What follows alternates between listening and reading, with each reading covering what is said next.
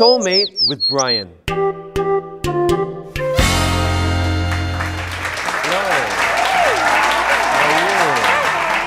Hannah Lee, it's great to have you in our studio today. Welcome to Soulmate with Brian. Thank you. So I'm your soulmate? I'm supposed to be your soulmate? Yes, you're my soulmate. Oh yeah, I am actually. Yes. It's great to have you here today because we share a lot of similarities, right? We do, right? Yeah. Yes. And for our global audience today, could you just introduce yourself? Just tell us a little bit about yourself, Hannah. Okay. Hello everyone, Shalom. My name is Hannah Lee. Well, in Korean, like it pronounces 해나리. So people think my surname is He, and some people call me Nari, but it's actually Hannah Lee. I'm a singer, electric violinist, and I am originally from New Zealand.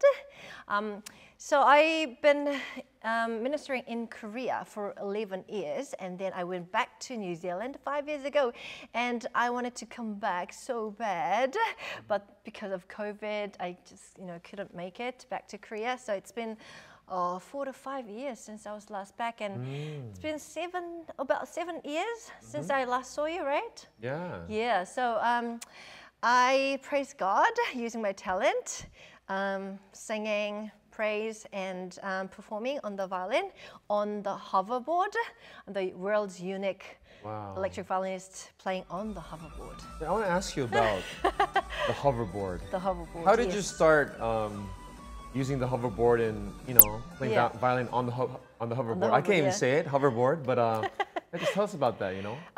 Yes, I always get inspiration of performance from everywhere, including like the opening ceremonies of Olympics and all that. And when I saw like Kim Yeona, the figure skater, figure skating on the ice, I always dreamed of performing, having my concert on ice with all the back dancers as figure skaters, and me skating and playing the violin. It was so cool, right? So I practiced hard, but it was just impossible. It was just too dangerous. It wasn't a dangerous idea, but I didn't give up on it. And then one day, 무한도전, that program, TV show, Jung Joon-ha was on the hoverboard and he was rapping on the hoverboard. And I was like, oh, that kind of, feels like, rapping on the ice skate. That gives the, similar feeling. So that's it. So I hired a hoverboard and I practiced a lot. Wow. Yeah, on the car park and in the parks, out in the parks and all that. And I practiced violin, playing the violin on it. Wow. And I mastered it. Yeah. And in my last concert in Korea before I left, my dream kind of came true, half of it, because I made my co-workers, the electric guitarist and the bassist, to practice on the hoverboard just like me.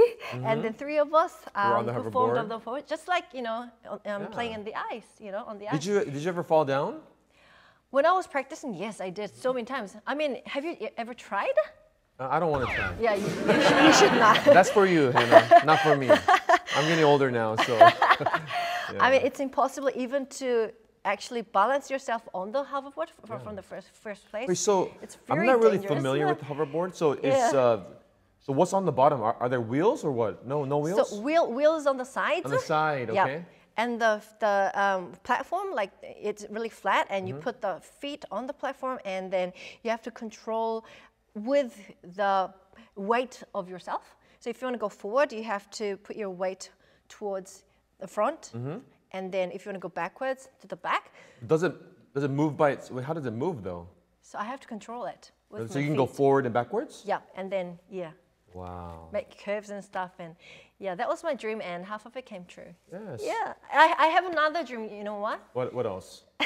You have so many dreams. No, just one more. Playing the electric violin, flying for the first time in the world. Flying? Yeah. So how? What? On an a airplane? human drone.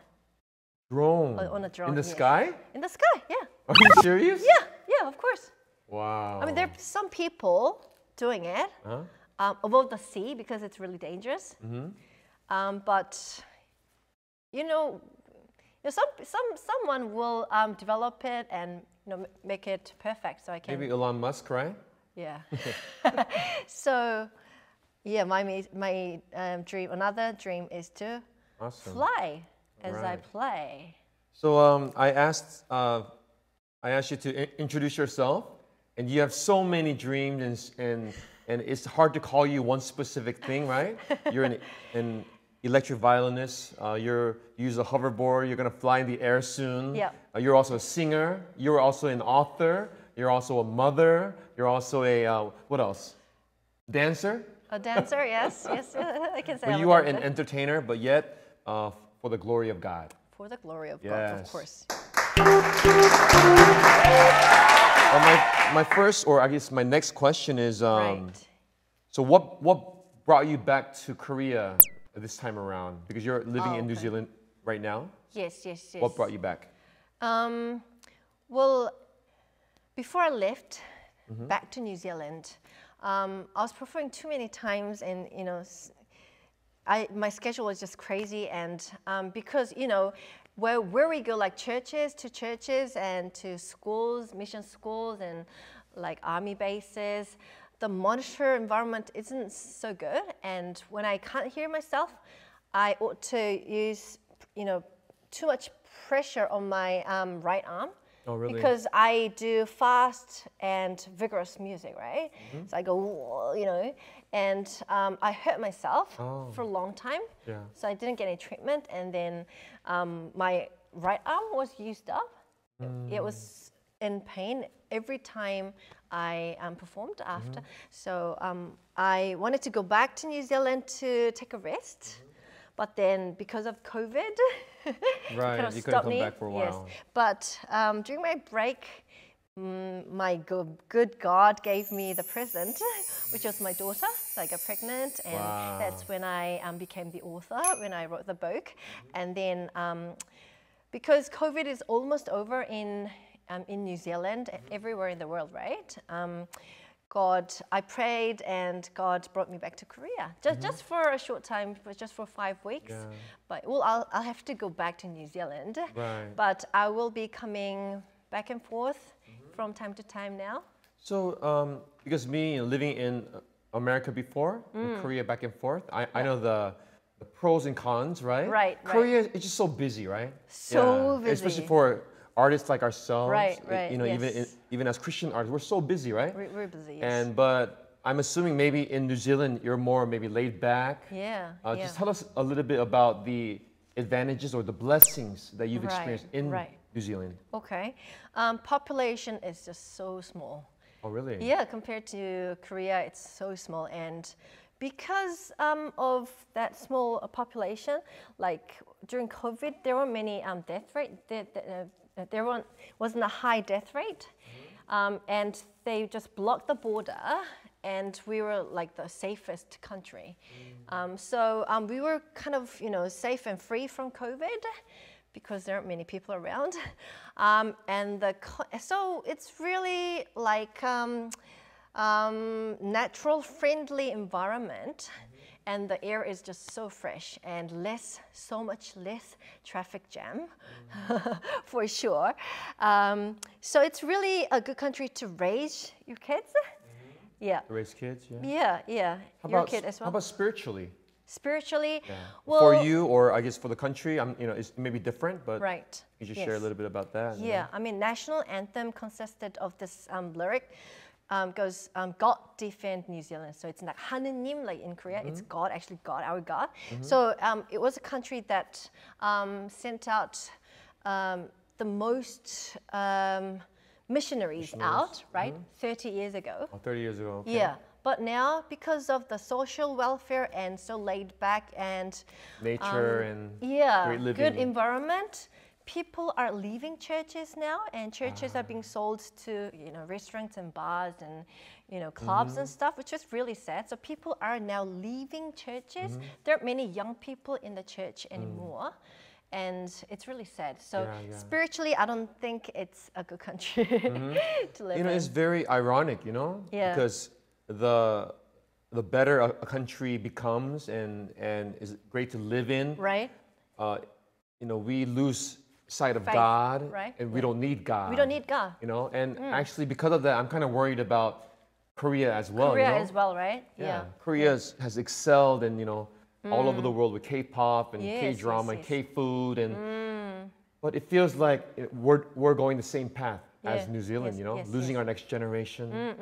So It's really sad. and that's because people like us, people like Yeah. you, is very important. This Yes. season. Yes, I think that's why God sent me back to New Zealand 5 years ago. But now COVID is over, like I am looking forward to God, using me a lot more in New Zealand. Yes. Awesome. Tell us a little bit more about your music ministries, and maybe how you started, Right. Yeah. So I grew up in New Zealand since I was 11. How old were you when you left Korea to the States? Me? Yeah.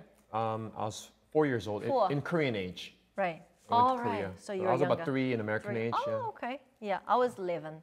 So 11, I was, okay. Yeah, that's why my Korean Korean is is a bit better than better mine. yours. Yes. You win. Tiny bit. You're better than me. Korean and hoverboard. You win.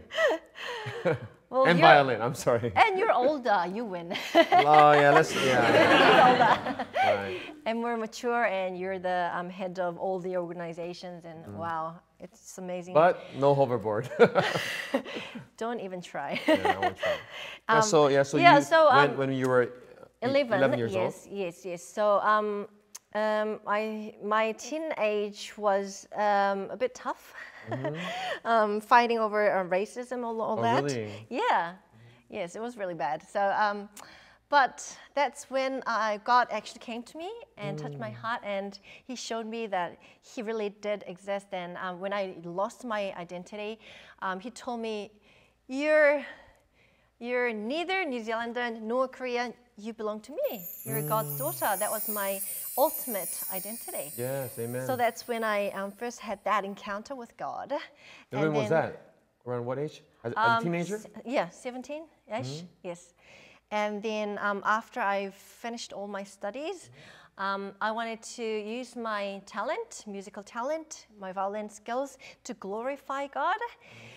So in order to reach out to more people, more variety of people, like including teenagers, I thought electric violin doing pop music would work better, could be used a bit more than classical violin. So I wanted to learn to play the electric violin, and I searched, and there was Eugene Park. Eugene Park, right? Yeah. Crazy genius electric violinist pioneer.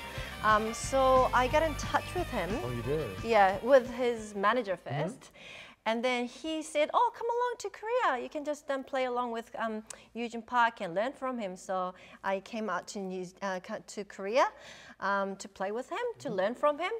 And then I toured like all over the country with him, with his management and all that, but it was a really tough time adapting into the new culture, Korean culture and all that, and it was really hard. And then after a month time, they brought me the contract, like 3-year contract, like no-egg slavery, and I didn't want to sign it because there's no way I could glorify God if I signed the contract and did whatever they asked me to do or forced me to do. Right. So I didn't sign it, and I left that management in Eugene Park. And then I was going to go back to New Zealand, and so I prayed, "God, what should I do? Should I go back to New Zealand or stay? Or what am I going to do in Korea without the management and all that?" And then God gave me an opportunity to perform at a church for the first time. That's when I met my second manager, who was a pastor. And he was really impressed, and he wanted to really support me and help me out. And he became my manager. The pastor became my manager. So he introduced me to churches and mission schools. That's how I became a CCM artist. Yeah. Doing secular music first and to sacred music. And that's when God started me to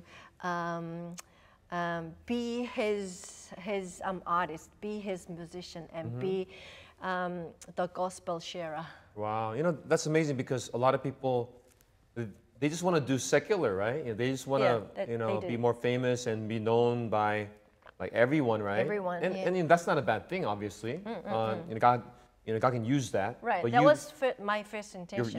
Your first intention. But then through these circumstances, you realize. That's right. Yeah. For you, God called you as a Christian, mission-minded, violinist and artist, right? Yeah, because I'm weak.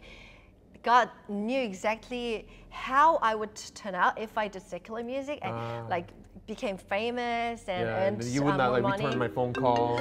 Like, Hannah, what's going on? You'd be like, who are you, Brian? Reject, right? You can't even use the hoverboard, You're like, I don't know who you are. Yeah. But thankfully, right? But God knew you specifically, and of course, yeah, of course. So like for 10 years. I was afraid when I got phone calls from like secular companies and secular events because they would pay me a lot, but I know if I, started, then I would not go back to the Christian ministry. So I just rejected it all. Yeah. I knew that was what God wanted me to do, so I just. But how were you able to make the decision? Because some people it's hard, Yeah, if they give you money, right? And if it's better for your career. Yeah. I've experienced it first with playing with Eugene Park, how secular music turns out, and I knew exactly where I would end up. That's how I could. Of course, I prayed every day. Every time I received that, love calls, I prayed, should I go or not? Should I go or not? But every time it was a no. But God gave you the strength. And yeah, of course. The confidence to surrender and depend on Him.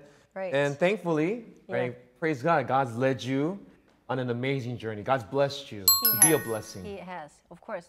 I mean, I'm not just performing before Christians only because we go to mission schools and other events, and there's so many non-Christians out there. So we're actually reaching out to non-Christians as well, right? We actually share a similar journey because I did K-pop too for a little bit, and I signed a contract. And on the contract, I actually wrote. To be able to do mission work and church ministry, and it was in the contract. But once I got more popular on the main channels and on the internet, my CEO he said, "Don't go to churches, don't do mission work," and that's when I said, "And I'm going to stop doing that." So we share a similar journey. We do. Yes, that's amazing. Yes. Welcome to another episode of Soulmate with Brian. It's great to be with you guys, and thank you for coming with us on this journey. We ask that you would continue to subscribe, click the bell button, and we ask that you would leave comments as well. Thank you for your support, and God bless you.